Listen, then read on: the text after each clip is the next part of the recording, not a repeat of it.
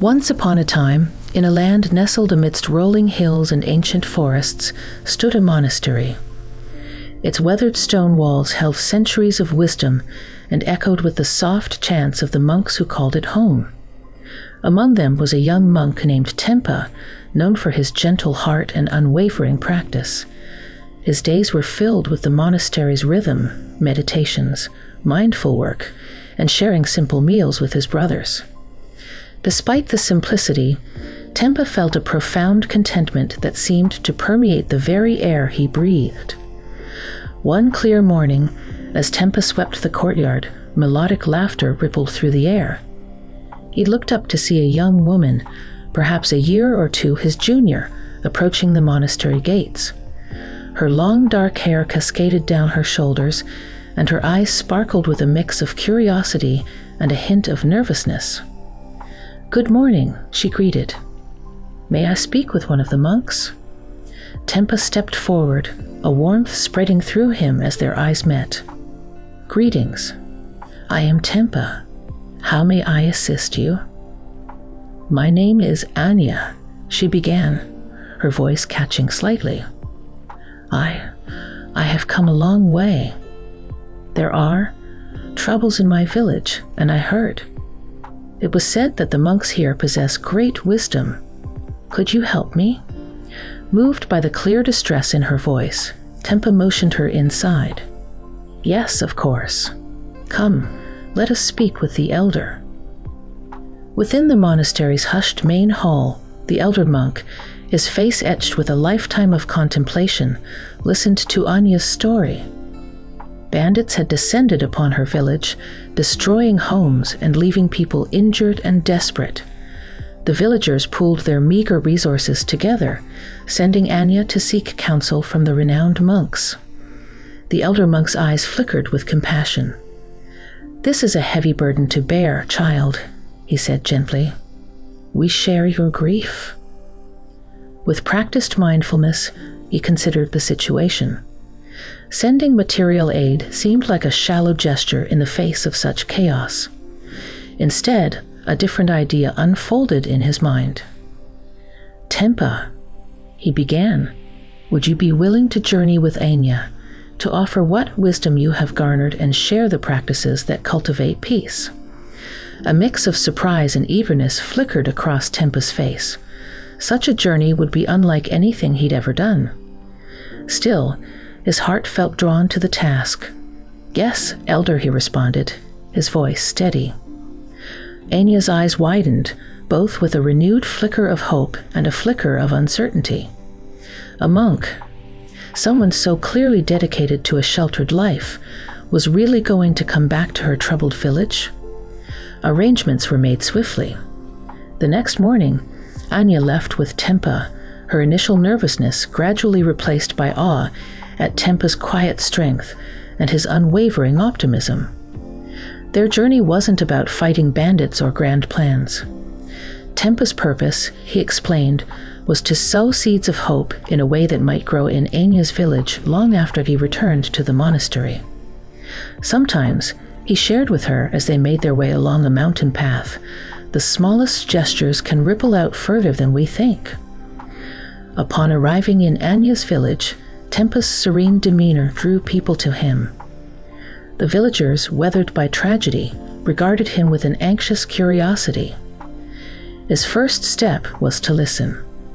He sat with them, bearing witness to their struggles and allowing their voices to be heard. Then he began to teach. He taught them how to breathe when it felt like the world was crashing down around them. He shared simple mindfulness practices to steady their minds amidst the chaos.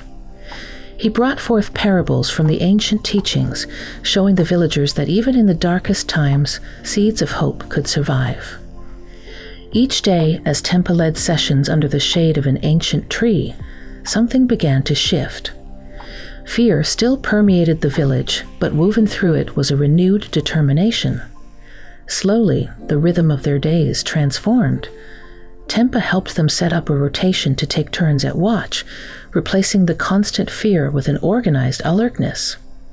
Together, they began to clean and mend the damage done to their homes, infusing even the task of rebuilding with a spirit of purpose. Anya watched Tempa in amazement. There was no bravado, no false promises of an easy solution. Still, through the simple teachings and his consistent, compassionate presence, he seemed to unlock something dormant within the villagers' spirits. It was as if, all along, they held the keys but simply needed help turning the lock. Yet their time together wasn't without its challenges. One evening, a distraught man confronted Tempa. "Fine words and deep breaths won't drive away the bandits," he raged. "Why haven't you taught us how to fight back?" Tempa met the man's gaze. "I'm a monk, not a warrior." "Fighting fire with fire often only ends in a larger blaze," he said gently. "There's a different kind of strength I hope to sow here. The strength of unity, of compassion even in the face of hardship, of minds unclouded by blind rage." The man stared at Tempa for a long moment, a storm raging within his eyes before he turned away, muttering under his breath. Yet even this harsh exchange seemed to ignite a spark. In the villagers, Tempa saw a growing determination to build something beyond mere survival, a place where unity could be their shield, where wisdom was their guide. Tempa's presence also started to transform Anya. His unwavering optimism and faith in humanity slowly melted away the hardened defenses she'd built in the face of tragedy. And somewhere amidst the teachings, the shared meditations, and the slowly returning smiles to the villagers' weather-worn faces, Tempa felt a warmth growing in his own heart as well. His admiration for Anya's resilience and bravery deepened with each passing day. There was a quiet strength and hidden depth within her that mirrored the hidden wellsprings he sensed within the villagers. One morning, as the first warm rays of sunrise painted the hillsides, Tempa and Anya sat on a rock overlooking the now bustling village. "It's time for me to return to the monastery, Anya," said Tempa, his voice quiet. Anya looked up at him, the flicker of sadness in her eyes unmistakable. She had come to rely on his steady presence, the peace he carried with him. Yet she also realized this was the way it always had to be, part of the monk's way. "Anya," Tempa continued, his gaze holding hers, "what you and your villagers have created here is extraordinary. Your spirit, your resilience. All of you possess a wisdom far deeper than I could ever teach." Tears welled up in Anya's eyes. "Tempa, that wasn't us alone. It was those first mindful breaths, that first small clearing of worry from our minds. You gave us back ourselves." He reached out and placed a hand on her shoulder. "We all possess the light, Anya. Sometimes all it takes is someone to remind us, and to trust that we'll do something remarkable with it." The moment crackled with an unspoken realization. Anya knew she couldn't ask him to stay. His destiny was always to be that reminder for others.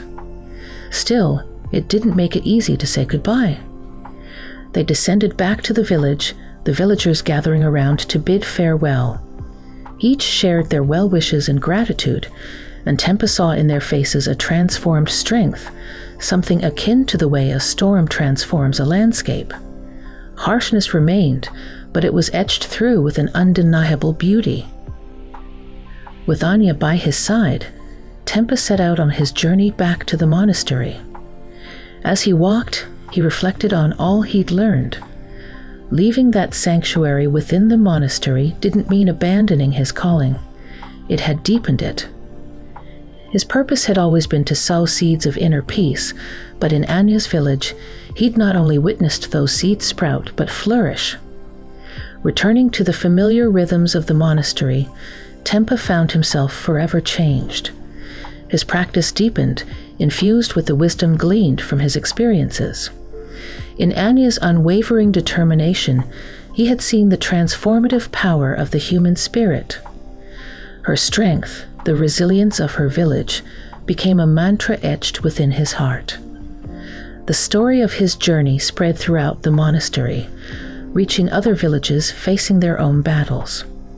Inspired by Tenpa, more monks left the sheltered monastery to share their teachings with the world, each returning with their own tales and an even deeper appreciation for the interconnectedness of humanity.